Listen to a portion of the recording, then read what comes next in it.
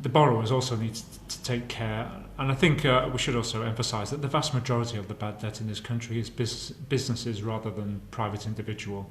So the private individual delinquency is perfectly normal, and we don't have too many concerns with that. But the businesses themselves can take action to limit their bad debt, and that's about having sensible business plans, not being in industries that are already overpopulated, or as we say, saturated, not being too ambitious, not going beyond their core competencies, and finally delivering a product or service that has a real competitive advantage and is not the same as many other players in that industry.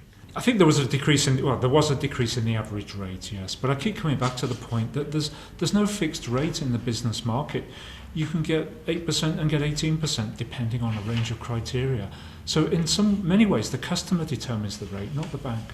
As a business, you basically get what we call a credit score, and a good score gives a good rate, and a bad score gets you a bad rate. It's pricing for risk.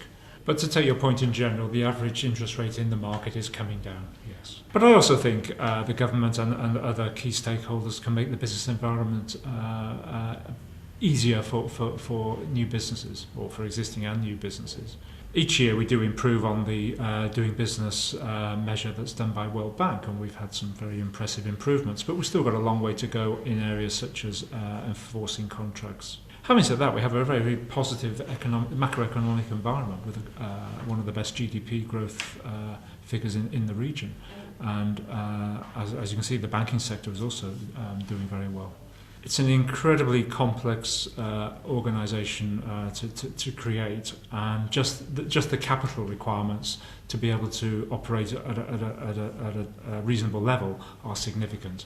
For example, the minimum requirement to create a bank here is 7 million euros of capital, and the regulations would only allow you to lend up to 15% of that capital in any one loan. So that would limit you to a 1 million euro loan. So to be able to offer businesses in this country 10, 12, 15 million euros, you need to be investing well over 100 million euros of capital, which is something only the large international banks can realistically invest.